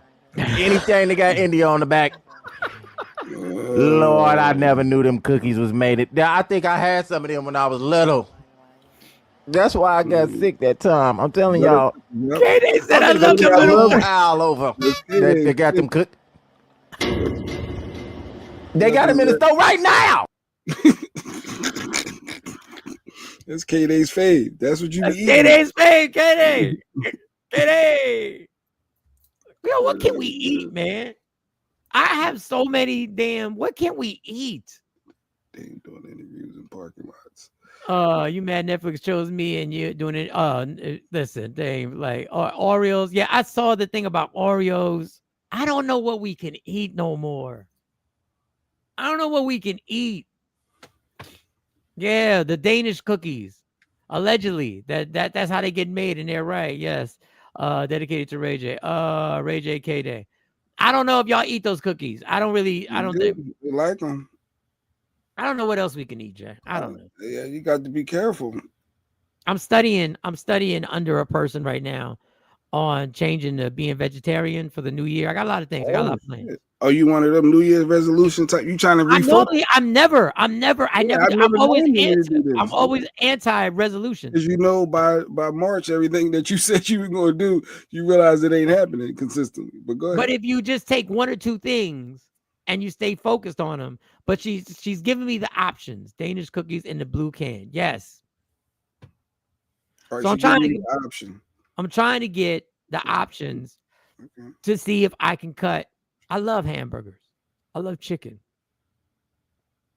Sugar is something I'm into. Now, the sugar I've been good on, except during the Christmas season, because everybody at the job, these people are bringing us stuff. You have to cleanse yourself periodically. Nothing wrong with that. Yes, I need to. That's why I'm waiting on my stuff to come in here, and I didn't get the flavored one. The sour sop is supposed to be coming in, and it's supposed to be disgusting. And now they got flavors, but I already ordered mine, so I didn't order a flavor. Roll your own ish. Go to the black farmers and select crow as you want to feel. Select the cow. I don't want the cow. I don't want to eat the cow. And ain't nobody got time to be growing nothing, Craig. Nobody got time to be growing nothing. It'll take too long. He trying to do this start next month. It's gonna take a minute. Yeah, what's gonna grow in my backyard right now if I put some seeds and it's all Ain't nothing gonna pop out of there, but Sean said I don't eat meat, but won't commit to being a vegan. No, I'm just starting with the veggies. I just want to. It's hard for me to stop eating pork, y'all. I love a good pork chop. I love a good bacon. Boy, I had a bacon, egg, and cheese yesterday. Lady Q made me with the cheese, the eggs with extra bacon. That was oh man, little grits on the side. They tell me what grits were from. Sugar is it? No, sugar is an ultimate drug. Sugar, like you feel, sugar's such a drug that when you cut sugar, you feel a withdrawal from sugar. Like if you cut sugar, and then you drink it. Like I wanted a McDonald's iced tea. I had a taste for it after drinking water, and that was you do feel it. You feel it. You feel it, and you like, no, there's a bad feel. Yeah, so extra sugar and all that. Nah, yeah. I drank a regular Coke. It's like I took a shot of Tito's. I said, what? I alternate for turkey meat, but even that tastes weird now. It does. It does. I'm committing to this. Sean, you were committed. I take soursop and what's that? Don't even every morning. Just shut down the beef. My diet is chicken, fish, some occasional pork chops. Motherfucker, how do you say I shut down beef? My diet is chicken, fish, and some occasional pork chops or ribs. I can do that diet. It becomes disgusting. I did it with sugar once, but now I want to stop. I want to stop drinking with stuff that has color stuff. There's a lot of stuff, but one step at a time. Yeah, you got to focus. You do try to do too many things. You get nothing done. One step at a time. Yeah. Well, I am getting schooled, or I'm going to a vegetarian spot that's somewhere in Malton. I'm going to a vegetarian spot, and the person taking me, we're going over there, and she's going to show me some of the stuff that I can try. And she said the cost is better and the portions are good. Did you say sugar is something I'm into? You and most of the world. Yeah. Sugar is crazy. It's crazy. Asha, I can't give up cheese or dairy. Cheese is tough. Yeah, I need cheese. That white cheese. I did drink the almond milk when I was vegetarian for like 6-7 months. The almond milk was good. Every year I pick a different thing to do. I always include fasting though. Yeah, my fasting has been good. Last meal by 8, except when I work late, and I don't eat again till 1 o'clock in the afternoon. Your 2025 that you picked up this beginning of this year is now December. Come on. I'm sure that you broke that rule by now. I always include fat, but fasting is incredible. I'm gonna tell you right now, y'all. Fasting, and if you can fast for 13 to 14 hours, there will be a spike in your energy out of nowhere. And I saw it. And I said, this is TikTok. This shit ain't gonna happen. Like 14, and I did 13 to 14 hours. That's the majority of your day. I did it. I guess you eat. So you would eat breakfast and then nothing until you get home. No, I don't eat breakfast. I eat my last meal. That's the most important meal of the day. They didn't teach you that. That was a lie. They lied to you. They lied to you. That's not the most important. 8 o'clock at night. Let's say last night at 8 o'clock at night was my last thing I ate. I don't eat again till 1 o'clock in the afternoon. Well, one time I didn't take lunch. So I realized like around 3 o'clock, I was like, why do I have this energy? And I didn't even go to lunch, but it was that something spiked. Don't get me to lying. There was something that they said would happen. I commit to it because I don't do intense, unrealistic things. Yeah. I don't set myself up for failure. And that's what most people do. No, but Mike, you say I want to shift to vegan. Like that's unrealistic for you. No. I said I want to be vegetarian first. I know, but that's a hard shift. Can you start with certain items and then the wing, like, because you're setting yourself up for failure? Listen, at least I know I don't eat McDonald's. Now, that doesn't mean I definitely stopped eating. It doesn't mean that it makes it any better than Five Guys is crazy. It doesn't make, that part. I don't eat McDonald's no more, but I go to Burger King every week. Like Five Guys is vicious. Five Guys, the greasy, yeah. The grease is in the bag. My mom be like, Mom, Michael, do you see the grease on the bottom of the bag? It stains the bag. I said, yeah, I know. But these fries, good in them. Have you ever been to Five Guys, Jay? Of course. I still got a gift card I've been saving for. Jay, how many fries do they put? Like, that's amazing how many fries they put. And they're so Chick-fil-A, good. where they ain't never net extra Chick-fil-A. Ain't no fry extra ever come out of There's always extra fries with Five Guys. You got a whole bucket. It's enough for 2 people.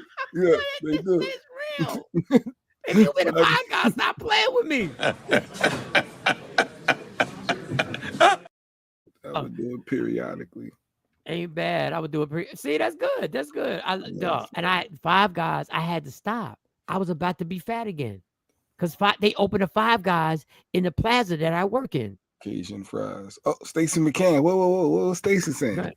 You've been wanting to do this for a while. Yes, Stacey. I've been wanting. Yeah, you've been wanting about it for a while. So yeah, that's your inspiration. Do it, Mike. But they opened a crack house in my plaza where I work at. It's called Five Guys. They just opened a trap house right there. You can get extra bacon. You get a double patty. The fries. They got different kind of seasoned fries now. And you know what the thing about a Five Guys fries is? This is the thing that gets me. Normally, when you finish your burger, the fries ain't really as tasty anymore. The Five Guy fries, maybe it's just me, I eat them all. Still got the crunch. Because when I eat, this is a little problem I have. When I eat, I like to finish all my portions at the same time. I don't know, Jay, you've never paid that close attention to me. Never noticed. But people have pointed it out. Like when I worked in Dallas, people pointed it out. When I eat the burger, I want my last bite of the burger to coincide with my last fries. Like there's something, like if I'm eating rice and I'm eating a pork chop, I want to have my last scoop of rice to be consumed with my last bite of the pork chop. It's weird. You got issues. It's weird. It's some type of trauma. I don't know what happened. It tastes different. LaShawn says start off with this could be a good thing. Meatless Monday. So start off with Mondays. You're not doing it all on Monday, and or maybe Mondays and start off slow, and they can progressively get to it. Yeah, and Jay, we should be proud of ourselves. We just said all this meat, and we never said pause. Pause. We said Meatless Monday, and we are growing as adults. We never said pause. Maybe that's our New Year's resolution. That's our New Year's resolution. We ain't gotta say pause. We know you ain't saying nothing sexual towards us, so yeah, I don't need no pause. The only thing I don't last with is raw vegan. I need hot food. Yeah. I'm gonna need hot food. They have vegetarian pizza. There's a vegetarian place out here in like Morristown, Mount Laurel. That little thing I was told about. I can't give up real eggs either. I think I'd be all right with. I like eggs, but I think I could do without eggs. Powdered eggs are whack. I don't know. Give me another clip. What another clip you got? I feel like I'm missing something. Men need to. All right, here's intimacy.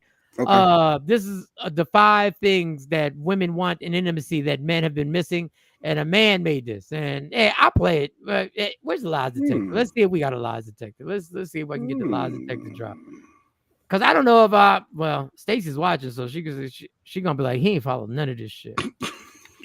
When we were together, he ain't followed none of this shit. Practice what you preach, Michael. Practice what you preach, Mike. That's why you by yourself now, nigga. It's time for action. Yeah. Thanks you for joining Michael, Sean, and Jay Black. It's time for No Lies Detected. Right here. There it is. Come on. Go. Number 1, intimacy for women ain't about sex. It's about sex. If she doesn't feel safe, seen, understood, her body's not opening up. Her guard is. Number 2, I realize women don't want a fucking perfect man. They want a present one. Half the intimacy battles start because he's physically there, but emotionally on airplane fucking mode. Number 3, I learned intimacy is 90% emotional connection and 10% close the fucking blinds. When a woman feels heard, supported, and valued, her love language becomes whatever the fuck you need it to be, my guy. Number 4, real intimacy is built outside the fucking bedroom. It's in the conversations, the solid soft touches, the how was your day, I got you, in the small moments where she doesn't even have to be strong. Number 5, I understood this. A woman opens up the most when she feels like she can put her armor down and still be protected, adored, respected. Intimacy is emotional security, not sexual fucking performance. And last but not least, women don't crave intensity. They crave intentionality. Connection first, comfort second, everything else fucking flows. Boom! Saved your ass confusion, guesswork, and one you're not fucking listening argument. Now Venmo me $5. All right, I don't know, Jay. You wanted a clip, I played a clip. I don't know if I do any of that. Do you do any of that? Do you listen? Are you present? I honestly, I looked at my phone and got distracted. I ain't gonna lie. Why would you do that? I don't know. I looked at my phone. I said, "Lady Q sent me some clip." I said, "I went to go look to see what she sent me, and I missed. I wasn't present. I guess I wasn't present in the moment." No lies. LaShawn, they clapping. They clapping. Said no lies. LaShawn Parker said no lies. Yes, right. Well, I ain't mad at him because I'm gonna ask y'all for $5 this Friday for Cash App Friday. I can't be mad at him. Jeanette said no lies. Jay Blaze said, I don't want to hear this. I just missed it. I mean, he probably said something that was, thought provoking. Play it again. I'm gonna focus this time. We're gonna break it down one by one. We're gonna. All right. This is number one. Here the fuck we go. Number 1, intimacy for women ain't about sex. It's about safe. If she doesn't feel safe, seen, understood, her body's not opening up. Her guard is. Number 2. All right. It's not about sex. Not about sex. They want to seem and feel protected and heard. You make Lady Q feel heard. Do I make her feel heard?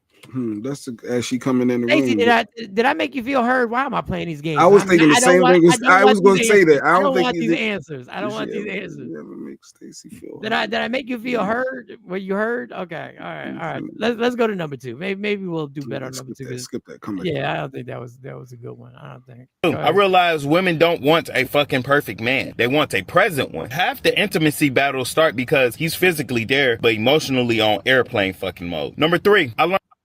Airplane fucking mode. He's not emotionally there. He's not emotionally there. He said no effing lies. Wait, I think there was something I did do on that one. Intimacy battles start because he's physically there, but emotionally on airplane fucking mode. Number 3, I learned intimacy. No. Let's go back. There was something apart. I think I did some of this. No lies. Want a present one. Half the intimacy battles start because he's physically there, but emotionally on airplane fucking mode. Number 3, I learned intimacy is 90% emotional connection and 10% close the fucking blinds. When a woman feels heard, supported, and valued, her love language becomes whatever the fuck you need it to be, my guy. Number 4. Wait, I think I did that. I think it's not about sex, the physical. It's not about sex, the physical act. Is that what you're saying? That's partially a lie, but okay. Can y'all be a little honest when y'all hear this? Can you be a little honest? I get it off. I'm gonna bust you in the bus. Wait a second. Let's close the fucking blinds. When a woman feels heard, supported, and valued, her love language becomes whatever the fuck you need it to be, my guy. Number 4. I think I made. I don't know. There's no way I can do more than you can't. A relationship can't fail. I can't sit up here and say I did 3 out of 5. The best I have is maybe 1. And you can't be something for someone else if you're not really that person. Then it's not authentic. And I don't know. Let's go to the next one because I'm starting not to like this guy. Go ahead. 4, real intimacy is built outside the fucking bedroom. It's in the. So real intimacy is built outside the bedroom. I think that's true. I agree with that. So washing the dishes. Taking the trash out, that's intimacy. Is that intimacy, or asking her how her day was and really listening and putting and really remembering details, not just letting the person talk? LaShawn said, "I need this clip." You don't need this clip because you're just gonna play it for somebody and irritate the shit out of them. You're gonna ruin the relationship. Wait a second. Hold up. The conversations, the soft touches, the how was your day? Soft touches. How was your day? I think I'm an affectionate person. A slap on the ass. That's what Mike called affection. That's not what I call. That's Mike's affection. I think I'm affectionate. I'm a sapo. Oh, you're talking about that thing that the Ariana Grande and the other chick made there. All right, get out of here. What is it? Girl, what's next? Got you in the small moments where she doesn't even have to be strong. Number 5, I understood this. A woman opens up the most when she feels like she can put her armor down and still be protected, adored, respected. Intimacy is emotional security, not sexual fucking performance. And last but not least, women don't crave intensity. They crave intentionality. Connection first, comfort second, everything else fucking flows. I don't know. Okay. I'm Jay Black on this. I'm lost. I'm lost. Yeah, I'm lost. KT said though a slap on the ass counts as affection on Mike. See? Yeah. No, I didn't say he said I said that. But I think isn't that affection? Like I'm not saying a hard caveman slap. I'm talking about a little pat. Little pat. Hey, little thickums. Okay, I see the cheeks out. I see why I'm with you. There you go. That's affection. Yeah, that's affection. Isn't that affection? Look, Jeanette is even in this. She locked in. I don't even remember number 5, but go ahead. I believe y'all. I just snack on the butt. I thought that was affection. She got dick dash. Okay, they agreeing. The slap is an affection. Mike, look, cousin ass. She said that's how she got pregnant. Is that how you got pregnant? Is that how it started? Okay, I agree. Hey, T, see? It's affection and acknowledgement. Yeah, that you still got it. You still got it. Okay, K-Day said yes too. Oh, wait a second. Let me read Katie. I put another screen. Hold up.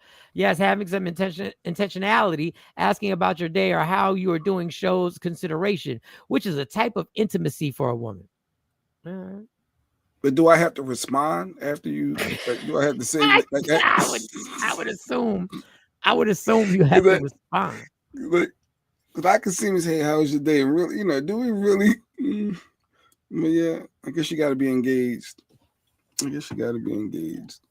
Okay, is this sexist if I say this? It just seems to me that women just talk more than us. If it's not about sports, it just seems like y'all do talk more than us. So I guess I don't know. I don't know what y'all the affection. I think intimacy does start outside the bedroom. I think the intimacy that's outside the bedrooms leads to intense intimacy inside the bedroom when y'all close and y'all sharing and stuff like that. I don't know if I did these. Yeah, I've been out in these streets for a long time. I've been single for a long time. What the? She said to read this, and I'm like, she said to read the definition. I'm not reading that. Yeah, that's a lot. I'll let y'all see it on the screen. Refers to sexual orientation where individuals are attracted to intelligence and intellect, prioritizing the mind over physical appearance. The term I know the word. Originates from the Latin word psycho, wisdom, related to sex.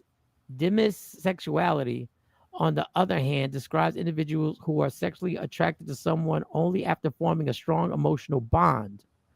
Unlike sapiosexuals, we may feel attraction based on intellectual stimulation. So basically, your mind. They're basically just trying to say your smartness. The fact that you got your degrees, Mike, they can fall in love with you based off of your degrees on your wall. Why Doc ain't on the show? Doc left. He's in court. See what his degrees got him? Look, see that affection got him in court right there. Having an intellectual mind. Yeah. Got him up in court. Got him up in court. All that thinking. All that researching. She wanted us to read that shit. Y'all be really, y'all be demanding. Said it. Read the definition. Okay, make sure you run them pockets. Cash App Friday, this Friday. You got us reading definitions. You know that ain't our strong suit. We out here jumping into deep water for you. Putting our shit all on the line. Originates and all. What is these tricky words? Psychosexuality and demis. What are you talking about? Yup, that's why I'm having a baby after 19 years. Wow, because he was slapping that. Hey, good morning. You hit it with the good morning. What you did today? How was your day? I feel away without the occasional. Wow. So they need that. They need that. They need that reassurance. They need that. She fell away. Wait, damn, he don't see me. I got my he ain't touch me. He ain't touch me. I always told y'all, if you put lotion on in front of your man and the man that you're living with, and you put that lotion on your legs and you do the whole lotion up the body and he don't even glance over, there's a problem. Yeah. Or walk by that moo at night and he don't say nothing. And he don't say nothing. Your sundress, what is it? It's like Moo sundress. They all Yeah, about the same. you know, They all the same. whatever the hell it is, it all- just flows, and we know there's access. If you don't do something, if you don't like, at least grab them there.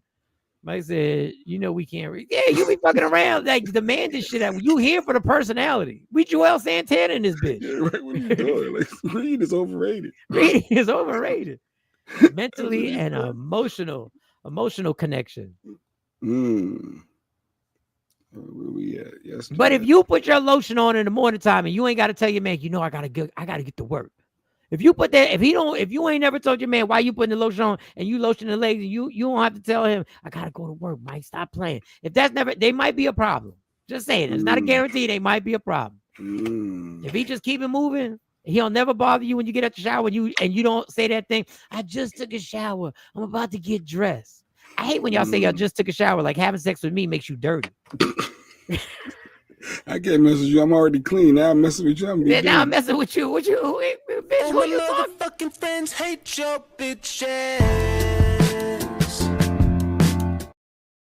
You on that? I love a woman with good conversation, knows what's happening in the world. Good. You already married, or did you get married again? Like, did you get married again? Go post somebody else's engagement. Like somebody who stimulates my mind. Stimulate my mind. You know, challenge me mentally. Challenge me not only physically but mentally. She goes. She clapping for you. Yeah, that's right, Craig. I need to show off of that shit.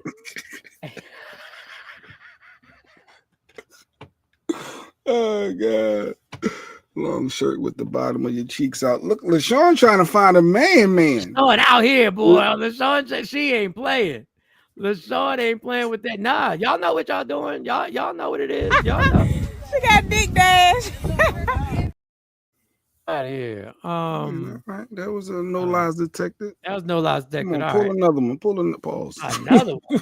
He couldn't get through the show. It was too reckless. That was reckless. he had to preface it. I gotta go. Look, pause. Yo, pull another one. Like, what? Yeah, pull another one. Where the flag at? Yo, what was it? Never mind. What was the thing I did on the show? What was the thing I did? Oh God! I did some gesture. All right, never mind. No, T-shirt and panties wins every time, LaShawn. Yes, it wins every time. It went every time. I don't even know why. Who invented lingerie? It was unnecessary. All right. I do have another one, but I'm about to get out of here. You want the example? Don't try this. Don't try. You know how people say don't try this at home. I got a clip that says don't try this unless you're white. You want to see it? I would love. Don't try this. Okay, let me. Unless see. you're white. Don't try this unless you're white. Man gets pulled over by the cops. See, I knew that's my first thought. Do not try this unless you're white. Don't try this right here unless you are white. Right here. Don't try this. So I know who I'm. Get your name and badge number. For what? So I know who I'm making a complaint against. For what? For speeding. Speeding? Yes, sir. Okay. I have you recorded doing 80 miles an hour in a 65 mile an hour zone. No headlights, no sirens, nonchalantly. Apparently you drive like that all the time. So I wanted to film hypocrisy at its finest. Okay. License, registration, proof of insurance. No.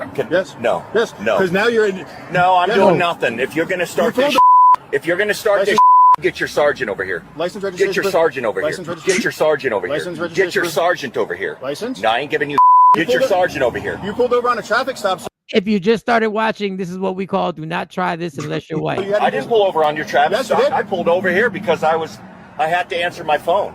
No. Yeah, that's exactly why. You're not getting from me. If you're going to keep this up, get your sergeant out here. License, registration. You ain't getting shit from me. Hey, you ain't getting shit from me. Then now you're obstructing. And no, I'm not. Obstruction is a physical. No, it's not. Look, dude, you better get your sergeant out here. Now Okay? you're verbally assaulting Get your sergeant out here. License, registration. Hey, I can do that. I can tell you off. That's the First Amendment. If you got a problem, get your sergeant out License, here. registration. You ain't getting from me. Get your sergeant out here. Okay. I'm asking for your sergeant for the last time. And I'm asking Get for your sergeant out here. Well, you ain't getting my. You ain't getting my. You ain't getting nothing. Okay, then I will arrest you for obstruction. You do that, buddy, and I'll sue the Adams County. Step out. Step out. You better get a. I want a sergeant here. Step out. I want a sergeant Step here. out, and you're gonna get tased. Somebody get tased. It gets better, y'all. It gets better. Yeah, he's a Denver cop. Or he's a Denver cop. And I know my rights too, buddy. Okay. He said I was doing 85 and a 65, and he's just recording hypocrisy at its best. So then I asked him for his license registration because he pulled up on my traffic stop, and he wouldn't give it to me because he's a Denver cop and he knows his law, his rights. Denver Reserve. How exactly did he obstruct? Well, that's what we got to clarify. Yeah. Well, I'm trying to get it. He came up here. I was asking for all of his information. He was like, he's not giving it to me. He wanted a supervisor. He was just video recording? And then when I was asking... Did he walk up to your stop? No. But then... You don't have obstruction? But when I was trying to get his information here... Yeah. Right. He wouldn't give me his information here. He wouldn't identify himself here. It's weak. Yeah. He was going about 80 miles an hour. I recorded it. And I want an apology from that guy. Some of these guys, they forget that it's not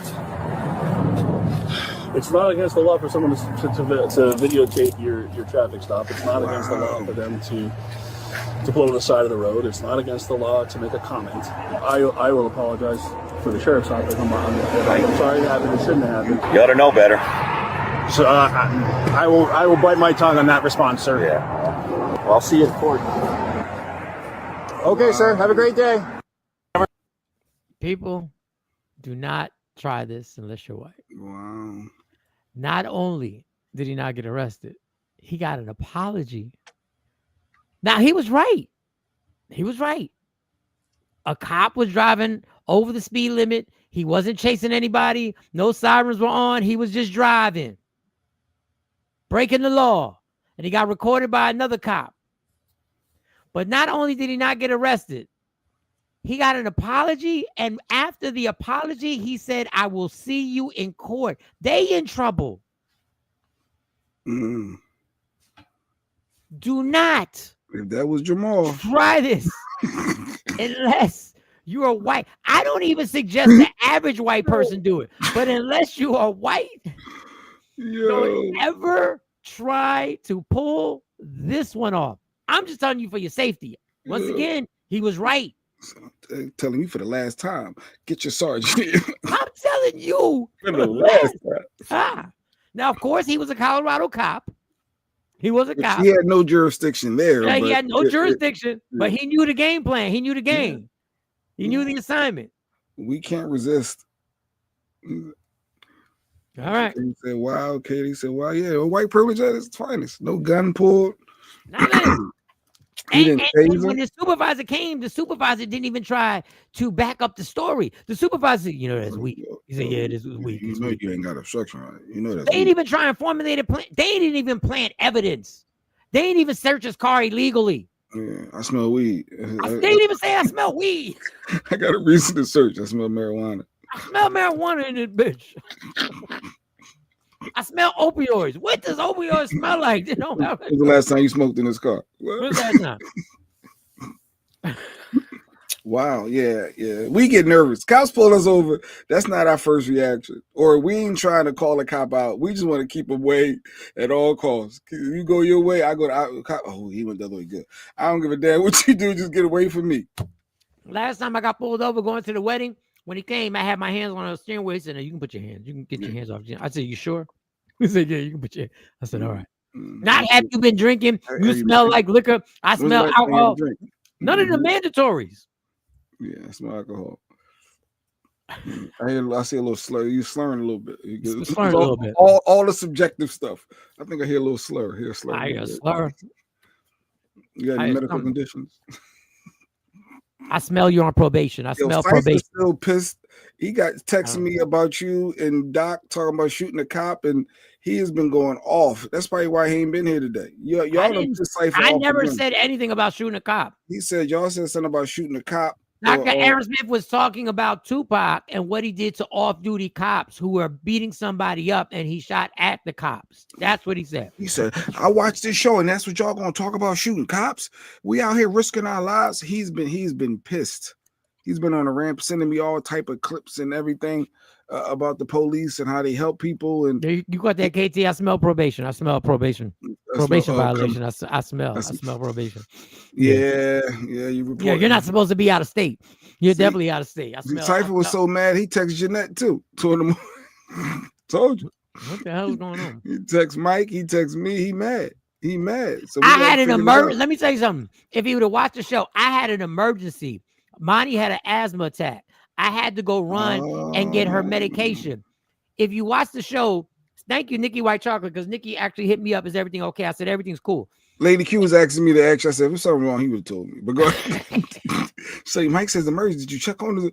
Yeah, whatever it is. And she was out of her medicine for the breathing, for the nebulizer. So I had to drive to Akela to get the medicine. Now, if you watch the show, you would have saw that I said I have an emergency. I got to go. If he saw that, he literally then sent me a text bitching about something. I said, did he just send me an audio? The only reason I listened because I thought he was going to ask me what the emergency was. No, he didn't ask me what the emergency was. He pissed me off so much, I almost wanted to play the audio. Did he really bring up shooting cops? Phyllis is gonna have me punch him in his mouth. Well, I said, dang, what is that? If I see him somewhere, like he was, I don't know, he was pissed. You gotta watch the show. You gotta watch the whole show. He said, if I came on the show and started talking about shooting people, y'all would have a problem with that. We weren't talking about shooting people. The whole I'm not gonna explain. All right, I'm going to work, y'all. Oh, I'll make the announcement tomorrow. I'll make the announcement tomorrow. I have an announcement to make tomorrow. I'll make it tomorrow at the beginning of the show. Oh, major announcement tomorrow. There's some change going on with the show. There's change going on with the show. And I don't even know what's going on. They don't even know. So I'm going to make the announcement tomorrow morning in the 8 o'clock hour. I'll make the announcement. 8 a.m. Major announcement. Major announcement. Sean and the Takeover Legends. That's some real radio shit. AM. That's why it's 8 a.m. We really can't leave that radio shit alone. We can't really leave, can't. Right? 8 a.m. tomorrow. See, people will know the time. They're going to make sure that they set their alarms to make sure you don't miss this major announcement. There's an announcement coming tomorrow at 8 a.m. Michael Sean and the Takeover Legends. Be here or be square. No. All right, love me for who I am, not who you want me to be, because I can never be there to understand. There's only one thing in life is guaranteed. Meet me there, beat me there. So enjoy every minute, every second. You fight for everything in your life. Fight for your happiness and never let anyone, anything, any circumstance take it from you. From Michael Sean, Jay Black, Dr. Aaron Smith, Sexy Mo, C. Chung, Amani, Kamari. Kamari, you got to get on the air. We got a financial question. We got to reach out to Kamari. So we're going to text Tracy Woke Lee. up inspired. We got to text Tracy Lee and the real Rick Ross. I have his contact.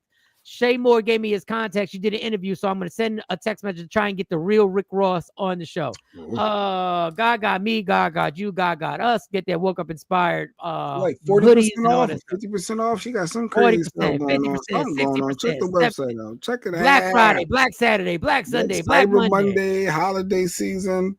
Black December. Yeah. All right, we're gone. We're going in.